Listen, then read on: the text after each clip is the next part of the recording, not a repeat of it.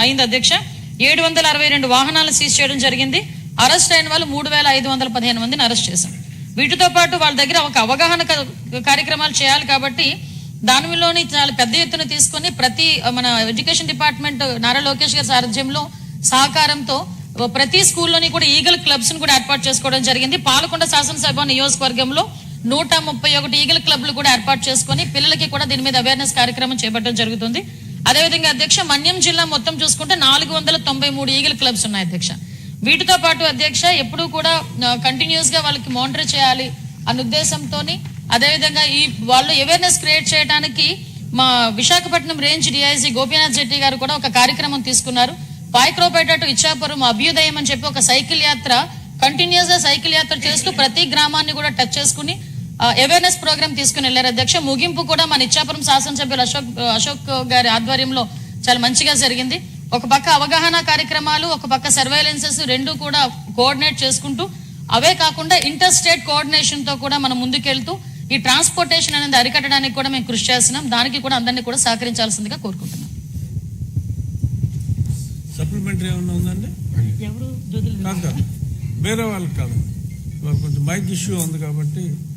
జయకృష్ణ గారు ఇంకేమన్నా అడిగేది ఉందా మీరు? సప్లిమెంటరీ. హోమ్ మినిస్టర్ గారు అద్భుతమైన హోంవర్క్ చేసుకుని వచ్చారు, చాలా బాగా చెప్పారు.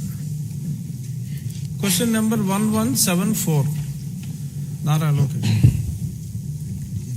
అధ్యక్ష, మొదటి ప్రశ్నకి సమాధానం అవునండి, రెండో ప్రశ్నకి సమాధానం అవునండి, మూడో ప్రశ్నకి సమాధానం అవునండి, నాలుగో ప్రశ్నకి సమాధానం వివరాలన్నీ అనుబంధంలో జత చేతమైనది. శ్రీమతి గౌతు శిరీష్. ధన్యవాదాలు అధ్యక్ష. గత ప్రభుత్వం పాఠశాలల విషయంలో అస్తవ్యస్త నిర్ణయాలతో నాడు నేడు పేరుతో అనేక అక్రమాలకి పాల్పడింది అధ్యక్ష. వాటి కారణంగా నేటికి కూడా అనేక పాఠశాలల్లో నిర్మాణంలో ఉన్న భవనాలు, మరుగుదొడ్లు కానీ వారికి మంచినీటి సౌకర్యాలు కానీ పూర్తి కాలేదు అధ్యక్ష.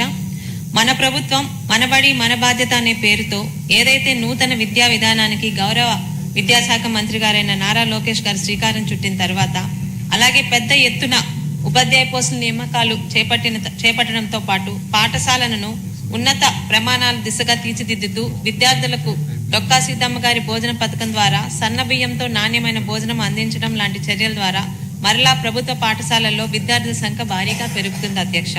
అయితే భవనాలు, తరగతి గదులు పూర్తి కాకపోవడం వల్ల అసంపూర్తిగా ఉండిపోయిన పనులను సత్వరం పూర్తి చేయవలసిందిగా విద్యార్థులు, వారి తల్లిదండ్రులు మరియు ఉపాధ్యాయుల దగ్గర నుంచి వస్తున్న విజ్ఞాపనను సదరు మంత్రి గారి దృష్టిలో పెడుతున్నాను అధ్యక్ష. అలాగే 2019 ఎన్నికలకు ముందు తిత్లీ తుఫాన్ కారణంగా అనేక పాఠశాలలు దెబ్బతిన్నాయి అధ్యక్ష.